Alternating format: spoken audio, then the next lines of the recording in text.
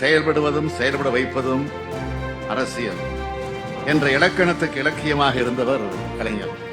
ஒரு கட்சியின் தலைவராக, ஒரு நாட்டின் தலைவராக எப்போதுமே சிந்தித்தார், செயல்பட்டார். 1971ஆம் ஆண்டு இந்தியாவை பாகிஸ்தான் அச்சுறுத்திய போது தமிழ்நாடு சட்டமன்றத்தில் பாகிஸ்தான் படையெடுப்பு கண்டன தீர்மானம். 1972ஆம் ஆண்டு பாகிஸ்தான் போரின் போது அன்றைய பிரதமர் இந்திரா காந்தி அவர்களிடம் நாட்டு பாதுகாப்புக்காக 6 கோடி ரூபாய் நிதி, போரில் வீர மரணமடைந்த ராணுவ வீரர்களின் குடும்பங்களுக்கு நிதி மற்றும் நிலம்.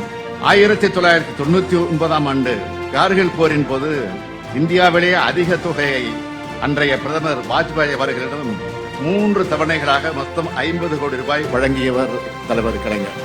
மாநில உரிமைகளுக்காக குரல் கொடுத்த அதே வேளையில் நாட்டின் பாதுகாப்பு என்று வருகிற போது கை கொடுத்தவர்தான் கலைஞர் அவர்கள். நாணயம் என்பதற்கு இன்னொரு பொருளும் இருக்கிறது. கொடுத்த வாக்கை காப்பாற்றுவதற்கு பெயரும் நாணயம்தான். சொன்னதை செய்வோம், செய்வதைத்தான் சொல்வோம் என்று சொல்லி சொன்னதையெல்லாம் செய்து காட்டியது தலைவர் கலைஞர் அவர்களது நாணயத்துக்கு அடையாளம். அவரது வழியில் இன்றைய திராவிட மாடல் அரசு கொடுத்த வாக்குறுதிகளை நிறைவேற்றி கலைஞர் அரசாக செயல்பட்டு வருகிறது.